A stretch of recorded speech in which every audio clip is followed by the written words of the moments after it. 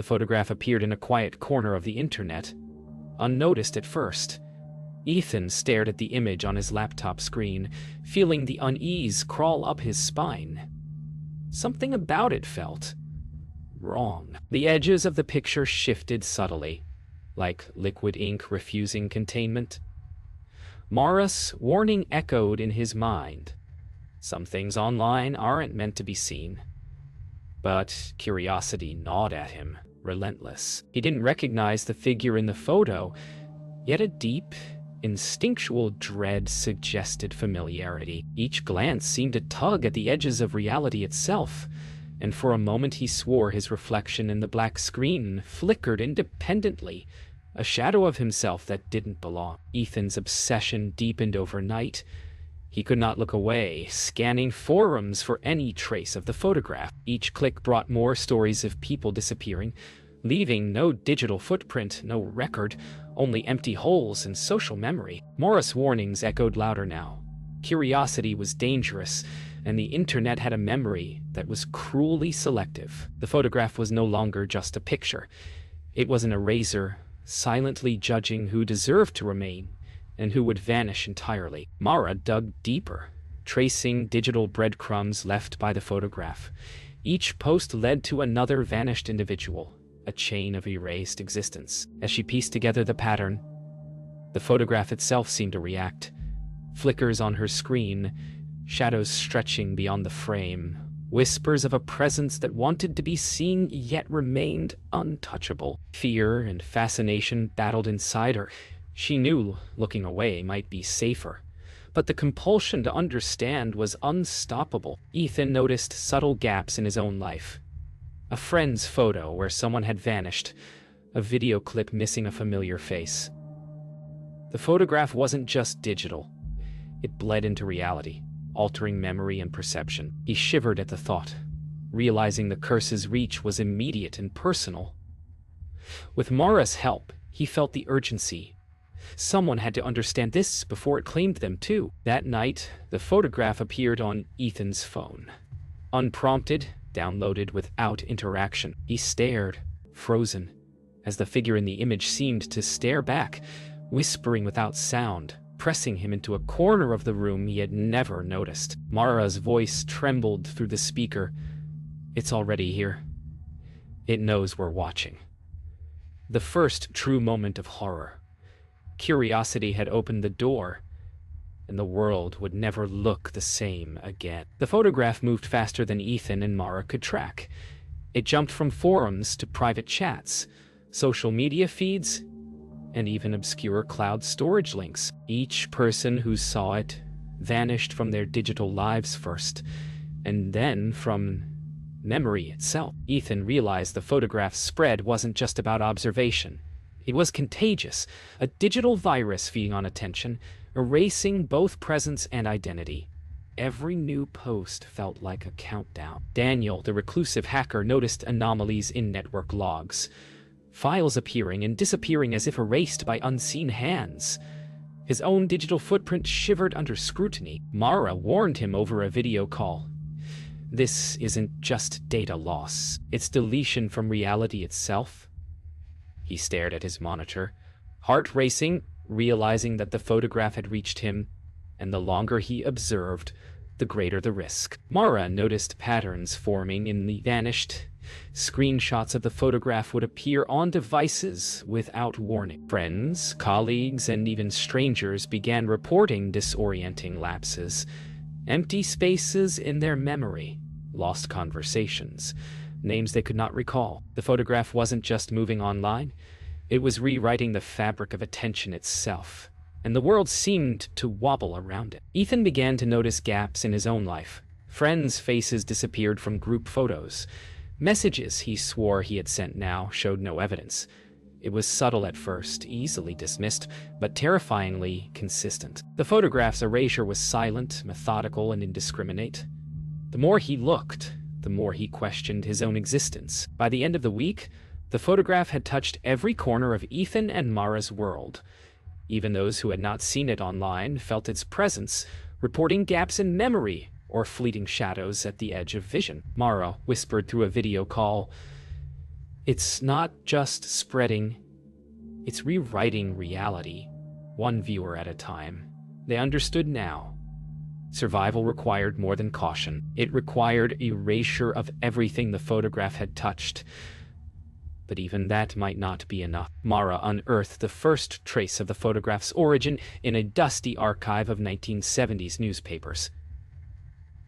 The photographer, a man whose name had faded from history, had experimented with rituals during the development of his prints. The stories were fragmented. Sudden disappearances, unexplained deaths, and blurred negatives that seemed to move when no one watched. The pattern was undeniable. The photograph carried something ancient, a curse designed to erase those who gazed upon it. Mara felt a chill as she realized the digital age had only accelerated its reach. Ethan discovered a collection of grainy film reels in the archives, each frame warped and flickering unnaturally.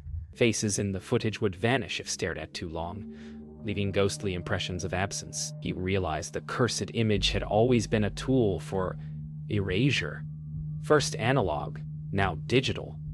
Every person in the films was slowly being erased from their own existence, a chilling precedent for what he and Mara now faced. Mara cross-referenced missing person reports from the 1970s onward, noting eerie similarities.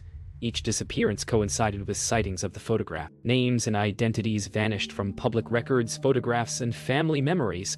The curse, she realized, had survived decades, hiding in plain sight, morphing to fit each era. It was a predator that thrived on attention, and history was littered with its silent victims. Ethan found a faded photograph of the original photographer, male, standing in a small, cluttered studio, surrounded by half-developed prints. His expression was unreadable, a mixture of pride and something else, malice or perhaps obsession.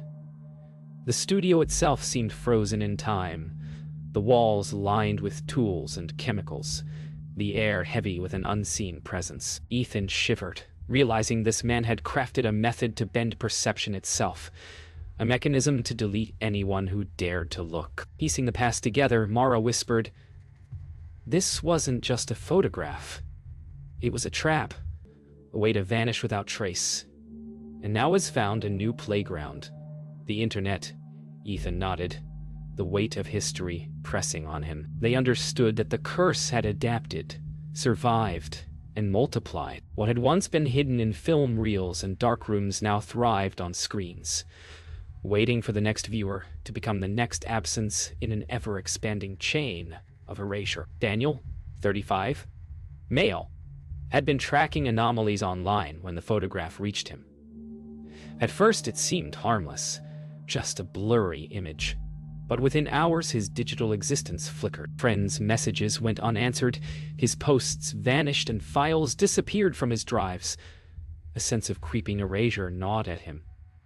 He realized that the photograph wasn't only removing data, it was removing. Panic surged as he understood the same fate could strike Ethan and Mara if they weren't careful. Ethan noticed something impossible. A group photo from last week showed one of his co-workers missing. The space they had occupied blurred and distorted. Messages he thought he had sent now had no record. Mara's calls came through as static-filled warnings. Reality itself was fraying around the edges, and every glance at the photograph deepened the distortion. The curse wasn't waiting, it was actively hunting. Mara, 26, female, documented the disappearances obsessively, noticing the same pattern. Anyone who shared or even viewed the photograph vanished within days. She tried warning friends online, but the posts seemed to self-delete before being read. Every attempt to intervene reinforced a terrifying truth. The photograph erased not just presence, but influence itself. They weren't just victims. They were witnesses to a force beyond comprehension. Ethan's own sense of existence began to falter. Names, faces, and messages he remembered vanished without explanation. Even his reflection seemed unstable, flickering as if hesitant to remain. Mara warned him that observation alone might be dangerous.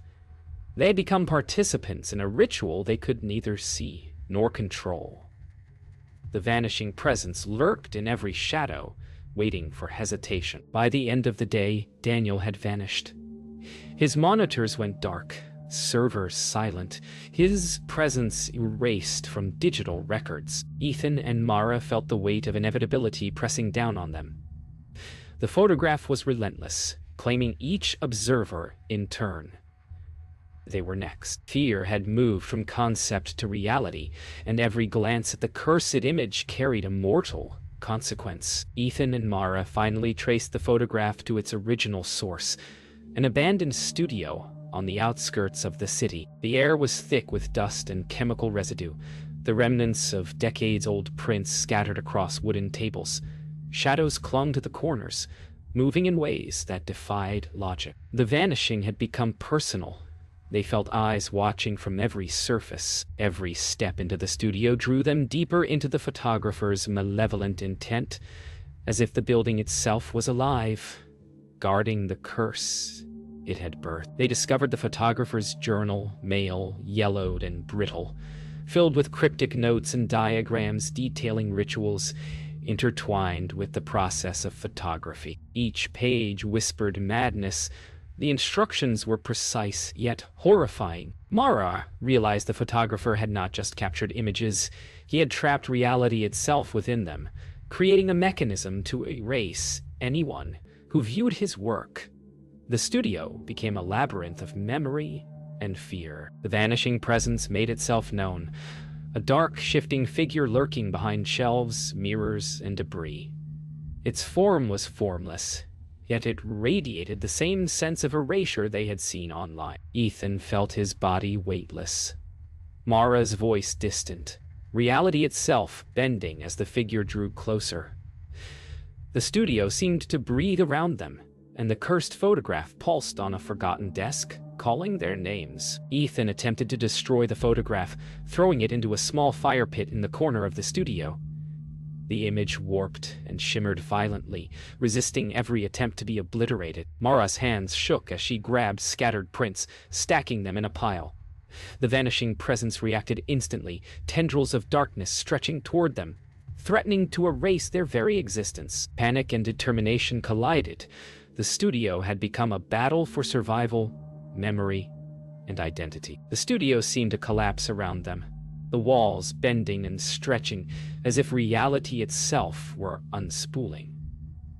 Ethan grabbed Mara's hand, pulling her toward the exit. The vanishing presence shrieked silently, a void pressing against their senses.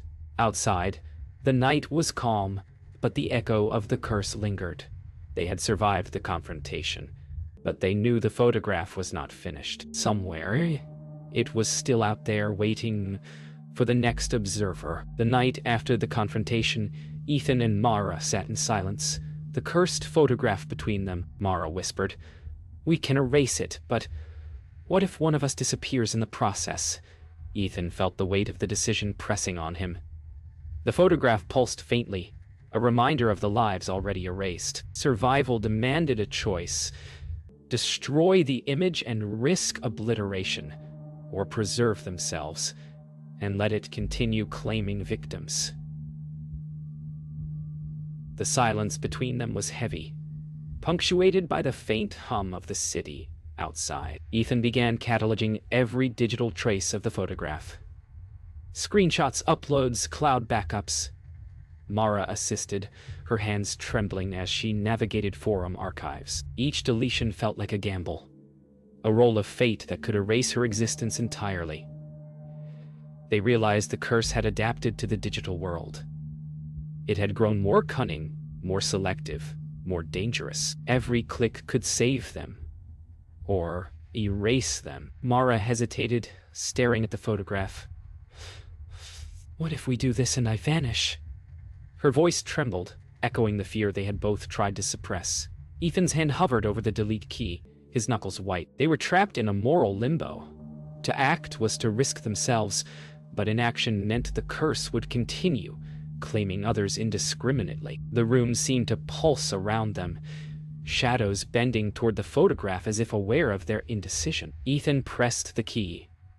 The photograph flared on screen, its edges writhing violently as if resisting deletion. Mara gasped, clutching the table.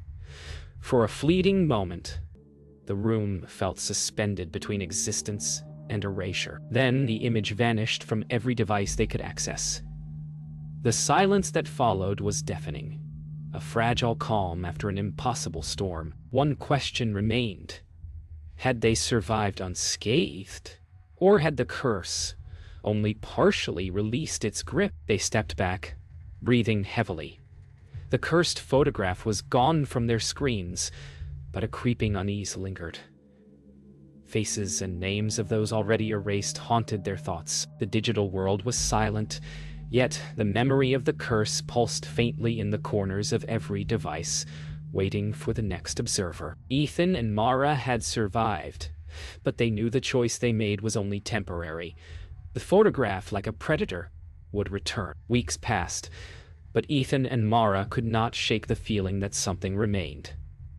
Faces of the eerist flickered in his memory, half-remembered conversations whispered at the edges of his mind. Mara avoided looking at screens for long periods, yet the digital world still pulsed with subtle disturbances. The photograph had been deleted, but its presence lingered, a ghost in the circuits. The curse had evolved. Survival felt temporary, fragile, as if the next observer would awaken it fully. Mara's research revealed a final horrifying truth. The photograph could never be fully destroyed. Fragments existed online, circulating in hidden corners, waiting for clicks, shares, or accidental downloads. The curse had become a self-propagating entity, thriving on curiosity. They had survived the immediate danger, but the photograph was still out there, silently waiting for the next observer to vanish into nothingness. Late at night, Ethan noticed a post appear on an obscure forum. It contained a fragment of the photograph, grainy and flickering. A chill ran down his spine as he realized that someone, somewhere, was about to witness it for the first time. And with that click, the cycle would begin again. The world was fragile, and the curse had adapted to live among them, patient, eternal, and relentless. Mara's phone buzzed with an anonymous notification. A friend she had never added online claimed to have seen the photograph. Panic surged through her. The curse had returned, unseen but undeniable. The photograph was no longer just a physical object. It had become a force, embedded in memory, perception, and the digital ether. Their survival was temporary, and they could only watch as the world teetered on the edge of another vanishing. The final frame lingers. The photograph still exists online, an eternal predator in digital form. Somewhere, a stranger scrolls, their cursor hovering over the cursed fragment. Ethan and Mara watch in silent horror, knowing they cannot intervene. The cycle continues, unbroken. Reality is fragile, and the photograph waits patiently, erasing one observer at a time. The world forgets, but the photograph remembers.